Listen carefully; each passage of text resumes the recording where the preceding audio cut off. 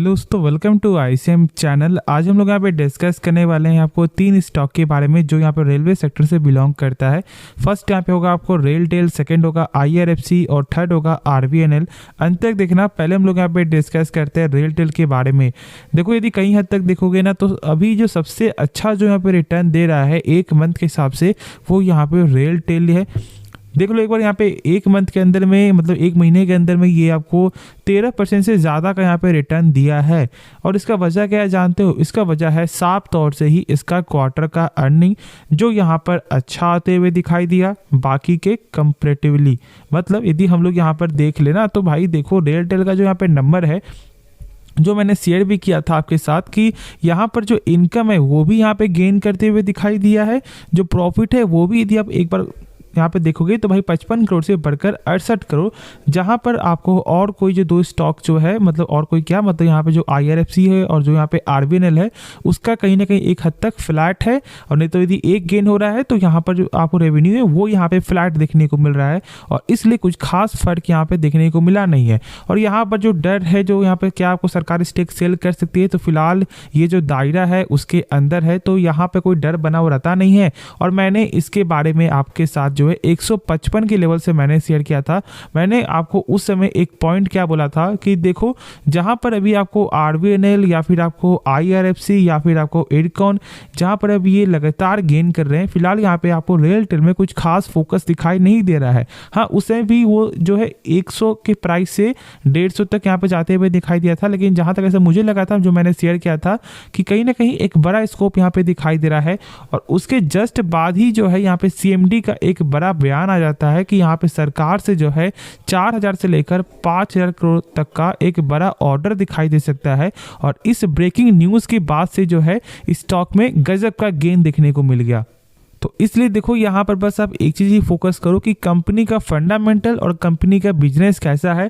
और यदि आपने अभी तक स्टॉक को बाय किया हुआ है ना तो भाई ज़रूर से यहाँ पे होल्ड करके चलो, पेशेंस रखो, क्योंकि भाई नंबर यहाँ पे सही आया है और ये नंबर कहीं ना कहीं आपको हेल्प करेगा for the short term, for the long term.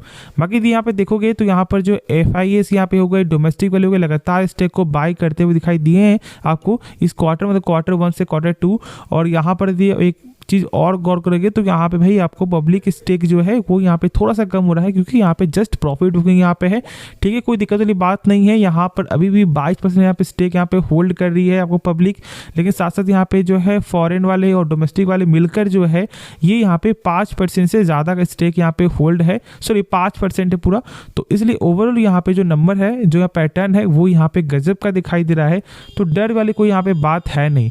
अब चलो यदि हम लोग यहाँ पे नेक्स्ट स्टॉक के बारे में जाने, जो यहाँ पर है आपको IRFC। देखो, यहाँ पे IRFC में 1.5% तक का यहाँ पे फॉल देखने को मिला है और इसका वजह कुछ यहाँ पे है नहीं, कुछ यहाँ पे न्यूज़ नहीं है।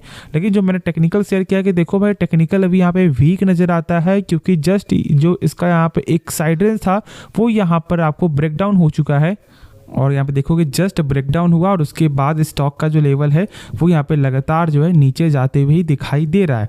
तो यहाँ पे ओवरऑल जो है यहाँ पे जो टेक्निकल बता रहा है वो यहाँ पे ये है कि फ़िलहाल आपको IRFC में जो है ट्रेडिंग पर्पस से नहीं जाना चाहिए। हाँ, यदि आप यहाँ पे लॉन्ग टर्म पर्पस से देख रहे हो तो भाई आप ये मान सकते हो कि जो कंपनी का फंडामेंटल है वो यहाँ पे स्ट्रॉन्ग है।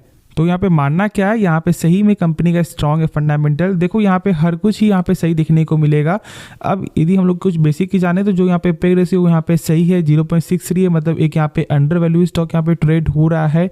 और बाकी देखोगे तो जो यहाँ पे रेवेन्यू है वो यहाँ पे कहीं हद तक आपको गेन तो होता है, लेकिन बस यहाँ पे एक ही चीज़ जो यहाँ पे कमी क्या है कि देख लो, नेट प्रॉफिट जो है वो यहाँ पे कम होते हुए दिखाई दिया। और यही सबसे बड़ा मेन कारण है कि स्टॉक में कुछ खास यहाँ पर गेन देखने को मिला नहीं है और एक मंथ के अंदर जो है स्टॉक यहाँ पे टूटते हुए ही दिखाई दे रहा है। जैसे कि आप देख सकते हो 3.5% तक का जो है स्टॉक में यहाँ पे फॉल देखने को मिला है, लेकिन जहाँ पर आपको रेलटेल में क्या देखने को मिला है, 13% तक का यहाँ पे रिटर्न। तो बस यहाँ पे वही चीज़ है कि रेलटेल सबसे अच्छा अभी यहाँ पर दिखा रहा है, क्योंकि उसका जो नंबर है वो यहाँ पे अच्छा देखने को मिला है। लेकिन IRFC का जो नंबर है वो कहीं ना कहीं थोड़ा सा यहाँ पे ख़राब है और इसकी वजह से ऐसा कुछ है।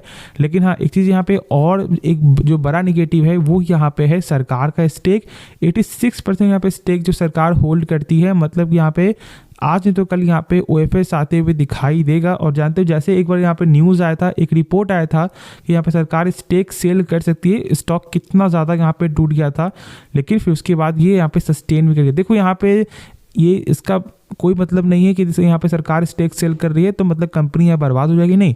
सेम इसका एग्जांपल है आपको RVNL, ठीक है। क्या हुआ था, 119 पे ऑलमोस्ट एक भाव था आपको उस समय, जो उस समय सरकार ने अपना स्टेक सेल करने का आपको जो दिया प्रस्ताव, और क्या हुआ, स्टॉक आपको आया 130 से गिरकर, लेकिन आज कहाँ पर है आपको, तो फिलहाल अभी भी स्टॉक जो है 150 के प्लस ही यहाँ पे जो है सस्टेन कर रहा है। तो बस यहाँ पे एक चीज़ को समझो कि कंपनी सही होना चाहिए, रिटर्न आपको जरूर बनते हुए दिखाई देगा, लेकिन ट्रेडिंग पर्पस फिलहाल आपको IRFC यहाँ पे अवॉइड करके चलना चाहिए जब तक ये लेवल आपको ब्रेकआउट नहीं होता है तब तक। उसके बाद जो यहाँ पे नेक्स्ट स्टॉक है वो यहाँ पे है RVNL। यहाँ पर भी आपको 1% का फॉल देखने को मिला है, और यदि हम लोग इसका भी टेक्निकल देखें तो मैंने इसके बारे में शेयर किया हुआ है कि इसका भी जब तक ब्रेकआउट नहीं होता है तब तक यहाँ पे फिलहाल वेट करो। क्यों? क्योंकि देखो स्टॉक यहाँ पर आपको जो ऊपर जाने की तो भाई कोशिश कर रहा था, लेकिन कहीं ना कहीं यहाँ से मिल जाता है इसे आपको एक रिजेक्शन, और फिर ये आपको नीचे गिरता है, फिर ये चाहता है कि भाई हम लोग ऊपर उठेंगे, और फिर से यहाँ पे मिल जाता है इसे आपको रिजेक्शन। लेकिन हाँ, यदि अब ये आपको यहाँ पे थर्ड जो स्ट्रो में, यदि यहाँ पे ये थर्ड जो है आपको थ्रो में यदि ये आपको ब्रेक कर जाता है तो फिर कहीं ना कहीं जो स्टॉक का मोमेंटम यहाँ पे बाइंग साइड में ज़्यादा यहाँ पे दिखाई दे सकता है। लेकिन यहाँ पे क्वार्टर का जो रिजल्ट है वो भी यहाँ पे कहीं हद तक हेल्प नहीं किया है, क्योंकि यदि हम लोग यहाँ पे एक बार नंबर देख लें तो देखो नंबर जो है वो यहाँ पे क्या देखने को मिला है, सेल्स में फ्लैट, लेकिन प्रॉफिट में कुछ परसेंटेज यहाँ पे गेन है। जो मैंने स्टार्टिंग में शेयर किया है कि कुछ जो कंपनी का यहाँ पे सेल्स में आपको फ्लैट देखने को मिला है, तो कुछ का प्रॉफिट में फ्लैट देखने को मिला है। तो फिलहाल बस आप यहाँ पे एक चीज़ जानो कि यहाँ पे IRFC और आपको RVNL में यहाँ पे वेट करना चाहिए यदि आप यहाँ पे ट्रेडिंग पर्पज से जा रहे हो। बाकी यदि आप यहाँ पे देखो रेलटेल का जो है यहाँ पे आपको, तो भाई रेलटेल का जो आपको टेक्निकल बता रहा है वो इसके हिसाब से यही है कि फिलहाल अभी ये यहाँ पे स्टार्ट होना है, स्टार्ट यहाँ पे हो चुका है, और यदि इसका भाव जो है 242 तक यदि आते हुए दिखाई दे जाता है तो भाई ज़्यादा ऐसा मुझे लगता है कि फिर उस समय हम लोग ट्रेडिंग पर्पज से जा सकते हैं बाइंग के साइड में।